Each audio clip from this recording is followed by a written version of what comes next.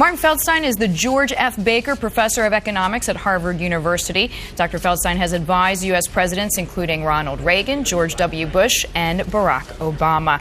We're so glad to have you with us in the newsroom. Thanks very much, Professor. So you say this is inevitable, a Greek default.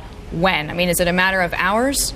No, I think these credit facilities, these liquidity facilities will allow it to drag on for a while, but I think it's going to happen. It seems that you find the EU zone terms too stringent, at least for Greece in this case, and you seem to feel like that is at the heart of the matter. But there are other small countries in the EU, the Netherlands, Belgium, who seem to be able to toe the line. What is it about Greece? But remember what they're asking Greece to do. They're saying you have a 14% of GDP deficit, budget deficit now. You have to get it down to 3% in 2012. Those are enormous cuts, impossible to live with. But how did Greece get it so high to begin with? It's the highest. It got it high by just very bad practices, spending too much money, not collecting taxes that should be collected.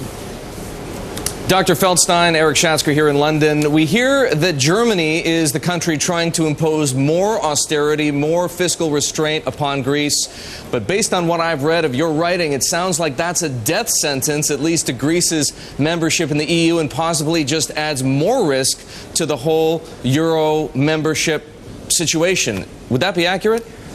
Well, the problem with these austerity programs is they're just going to raise the unemployment rate, they're going to reduce production, and the net effect of all of that is going to be less revenue and therefore making it more difficult for Greece to actually reduce its fiscal deficit. I don't want to look xenophobic here, but what is I mean, it seems like Greece has a huge credibility problem. I mean, Ireland, another country in the EU zone that faced high debt to GDP ratio, they've actually managed to swallow some pretty tough medicine to sort of internalize, if you like, or keep their problems contained. What's the problem with Greece?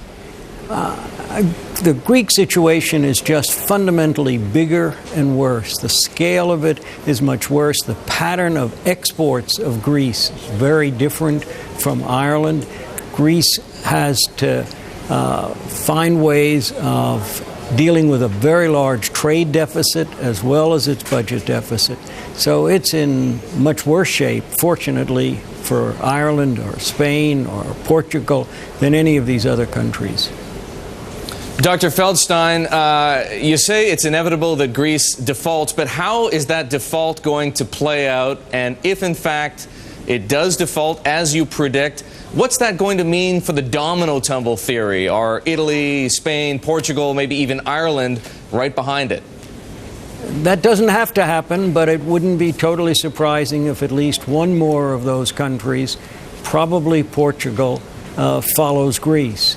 But I think the real problem is that if Greece does the kind of fiscal contraction that's necessary, how does it stop unemployment from skyrocketing? There's no offset. There's no ability to expand GDP, to expand demand by reducing the value of its currency. And so we're in a situation in which they're told that they have to make these tremendous cuts, and yet there's nothing they can do to stimulate demand by devaluing their currency. Professor, I know you've written a little bit about this idea of a soft default, meaning Greek servicing its current debt, not with cash, but with more debt. Exactly. Who is going to buy this? I mean, the IMF is really going to have to force everybody. Well, or Greece is going to force it. The creditor comes and says, well, my bond is due, please pay me, and the Greeks will say, we'd be very happy to pay you with more bonds. It reminds me of the line from the Wimpy, I'll be glad to pay you something about the hamburger. All right, well, that is all that we have time for. Dr. Feldstein, thank you so much.